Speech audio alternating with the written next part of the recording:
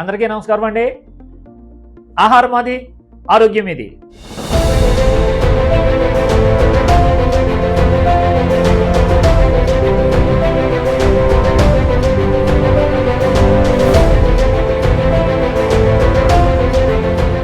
రెండు 2015 నుంచి ఇప్పటి వరకు కూడా ఇదే స్లోగన్ మీద నేను హైదరాబాద్ వచ్చాను.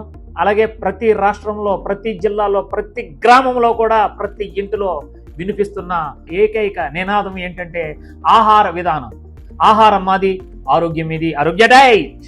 ఈ రోజుకి 60,000 మంది సబ్స్క్రైబ్ చేసుకున్నారండి. నాకు చాలా ఆనందంగా ఉంది.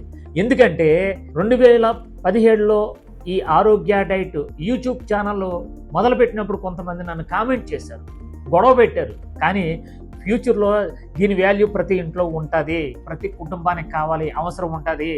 ఎందుకంటే నేను ఎవరు ఏమనుకున్నా నాకు అనవసరం, నేను కామెంట్లను పట్టించుకోను, ఎవడు విమర్శించినా నేను పట్టించుకోను.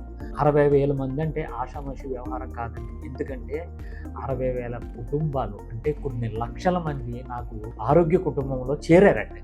మీ అందరికీ కూడా పేరు పేరున ధన్యవాదాలు తెలుపుకుంటూ, ఇంకా కొంతమంది ఎవరైనా సబ్స్క్రైబ్ చేసుకోలేని ఎవరైనా ఉంటే మీరే ఫోన్ తీసుకొని సబ్స్క్రైబ్ చేసుకోండి.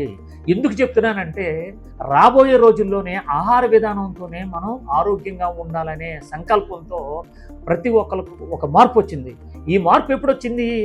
కరోనా తర్వాత వచ్చింది. మరి దానికి ఎవరు వంటకాలు ఎవరు చేస్తారు? కూరగాయలతో వంటలు ఎవరు చేస్తారు? ఇడ్లీ ఏంటి, సాంబార్ ఏంటి, అసలు ఏంటి ఆహార విధానం? ఎలాగా ఈ మందులు మానేసి ఆహార విధానం కనిపెట్టిన వాళ్ళు ఎవరిస్తారు మనకంటే?